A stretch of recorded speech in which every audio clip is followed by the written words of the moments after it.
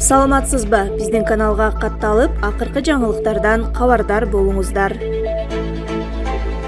Жапаровду кимдер жамандайт? Садыр Жапаров баштаган бийликти жаман көргөндөр азыр өкмөттү башкарып калган Акылбек Жапаровду тынымсыз каралап жатышат. Максат эмне? Ал белгилүү. Акылбек аркылуу Садыр Жапаровду элге жаман көрсөтүү, башка максат жок. Чынында Акылбек Жапаров 30 жылга жакын убакыттан бери жогорку жакта жүрөт. Министр өкмөт башчынын орун басары болгон. Көп жыл депутат болду. Кыргызстандагы кыйынчылыктарга анын деле күнөөсү бар, моралдык болсо да. Аны өзү да танган жок, күнөөм бар деди. Качкан жок.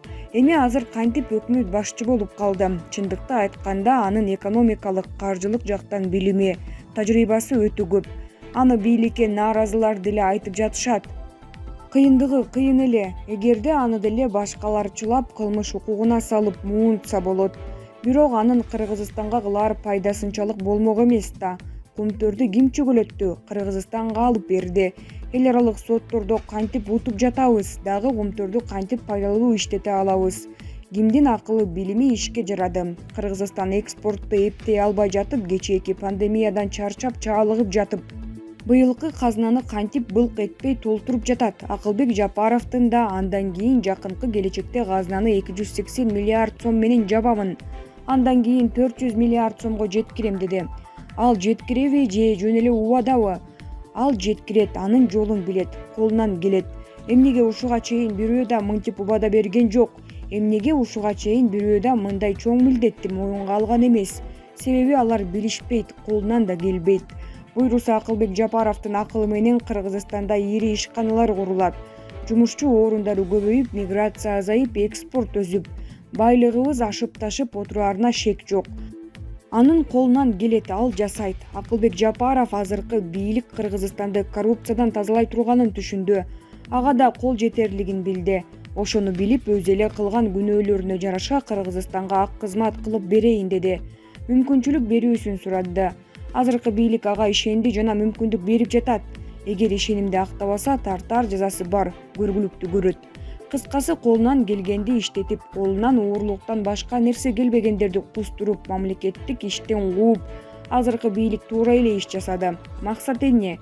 Кыргызстанды өнүктүрүү, тазалоо, тартипке салуу. Демек, ошол нерсеге туура кадамдарды жасаш керек. Азыркылардын жасаганы туура. Акылбек Жапаровду кимдер тынымсыз жамандайт? Кечээки бийликтин, аймакчылардын максаты башка саясатчылардын тарапкерлери, жугундукорлору, ошондой эле Акылбек Жапаровдон тыйын өндүрө албай калгандар. Ошолордун куюкасын куруштуруп, Акылбек Жапаров ийгиликтерди жасай берет. Саясий ботко. Алма, жүзүм, лимон. Баткендеги чек аралардан 4 контрабанда аныкталды. Баткен областынын Кадамжай районундагы мамлекеттик чек араны кечип өтүп бара жаткан 1996 туулган ЭК аттуу кыргыз жараны кармалды. Ал Mercedes-Benz Sprinter автоунаасына жүктөлгөн 3 тонна жүзүмдү Өзбекстандан Кыргызстанга мыйзамсыз алып өтүүнү көздөгөн. Бул тууралуу УКМКнын басма сөз кызматы билдирди. Кийинчерээк Баткен областындагы Күн батыш тилкесинде Тажикстандын аймагынан Кыргызстанга алынып келинген жүзүмдү жүктөп жаткан жеринен кыргыз жараны РБ аттуу жаран кармалган. Ошондой эле Баткен районунун Кызыл Кыяк тилкесинде кыргыз жараны РСнын башкаруусундагы Mercedes-Benz Sprinter үлгүсүндөгү унаа токтотулуп, Сох анклавынан Кыргызстанга 4500 килограмм лимон алып кирүүгө аракет кылып жатканы аныкталган. Ал эми 24 октябрда Баткен районуна караштуу Үчтөбө айылында КАМАЗ үлгүсүндөгү жүк ташуучу унаа кармалып, айдоочусу из жашырып кеткен. Текшерүү учурунда жүк ташуучу унаанын ичине 20 тонна алма табылган. Жогорудагы мыйзам бузуулар катталып, кармалган айдоочулар жана жүктөр кошумча иликтөө үчүн компетенттүү органдардын кызматкерлерине өткөрүлүп берилди. Булак Коом пресс. Республика боюнча бардык коомдук тамактануучу жайлар текшерүүгө алынат. Тамак-аш азыктарын өндүрүү жана жүгүртүү менен алектенген объектилерди текшерүүгө киргизилген мораторий алынып салынды. Бул тууралуу Саламаттыкты сактоо министрлигинин басма сөз кызматы билдирди. Министрлик билдиргендей, өкмөттүн 2018 жылдын 17 декабрындагы ишкердик субъектилерин текшерүүгө убактылуу тыюу салуу жөнүндө токтомуна тиешелүү өзгөртүүлөр киргизилди. Бишкекте орун алган жапырт ууланууга байланыштуу мамлекеттик санитардык эпидемиологиялык борборлордун адистери республика боюнча бардык коомдук тамактануучу жайларды текшерүүгө алат деп айтылат билдирүүдө. Белгилей кетсек, акыркы 2 күн аралыгында тамак аштан уулануу белгилери менен Чүй областынын жана Бишкек шаарынын аймагындагы саламаттык сактоо мекемелерине 118 адам кайрылган.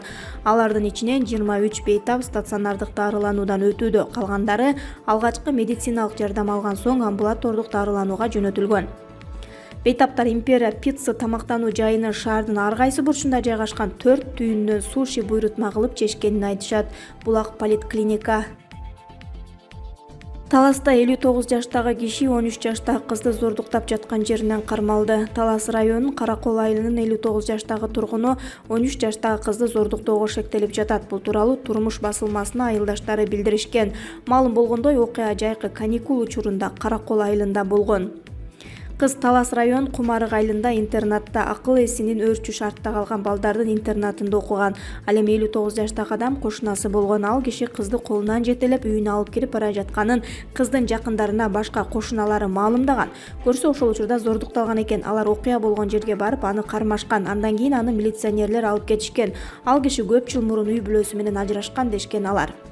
Милиция аталган фактыны тастыктап, иш сотко өткөнүн билдиришти. Талас областык сотунун маалыматына караганда, азыр иш каралып жатат. Бул иш учурда жазык кодексинин 161-беренеси менен каралып жатат. Кармалган шектүү убактылуу кармоочу жайга киргизилген деп айтылат маалыматта. 10 элчинин чыры Эрдоган дипломаттар боюнча кризис чечилгенин билдирди.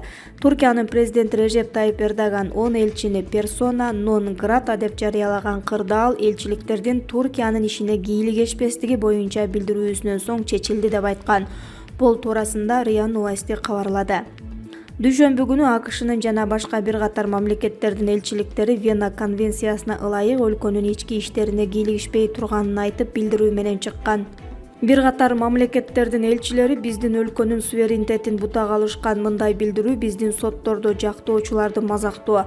Туркия соту көз каранды эмес жана эч кимдин буйругун аткарбайт. Андыктан мындай мазактоого жооп кылуу биздин милдетибиз. Кандайдыр бир кризис жараталы деген жокпуз. Өлкөбүздүн намысын, кызыкчылыгын, укугун коргодук. Элчилердин бүгүнкү билдирүүсүнөн кийин кырдаал башка жакка өзгөрдү деген Эрдоган. Анын айтымына караганда, ал элчилердин мындан ары Туркия боюнча билдирүүлөрүндө сак жана дыкат болоруна ишеним артат. Кимдегин биздин өлкөнүн көз карандысыздыгын урматтабаса, титулдарына, артыкчылыктарына карабай өлкөдөн чыгып кетсе болот деген Туркия президенти. Эске салсак, буга чейин Канада, Франция, Финляндия, Дания, Германия, Нидерланд, Жаңы Зеландия, Норвегия, Швеция жана АКШ мамлекеттеринин элчиликтери түрк бийлигин укук коргоочу Осман Каваланы бошотууга чакырган. Туркиянын тими бул өлкөлөрдүн элчилеринин чакырыгын тастыктап, дипломатиялык мамилелер боюнча Вена конвенциясын сактоо зарылдыгын эскерткен.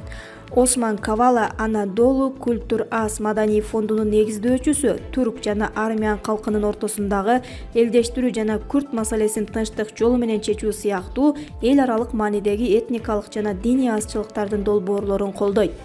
2013-жылы Стамбулдун Гези паркындагы нааразычылык акцияларында өкмөттү кулатуу аракетине катышкан деп айыпталган Каваланы 2020-жылдын февралында Туркиянын сот актаган. Ошол эле күнү Стамбулдун прокуратурасы аны камакка алуу боюнча жаңы ордер чыгарган. Кавалага бул жолу 2016-жылы июлда Туркияда мамлекеттик төңкөрүш жасоо аракетине катыштыгы бар деген айып тагылууда. Булак Спутник.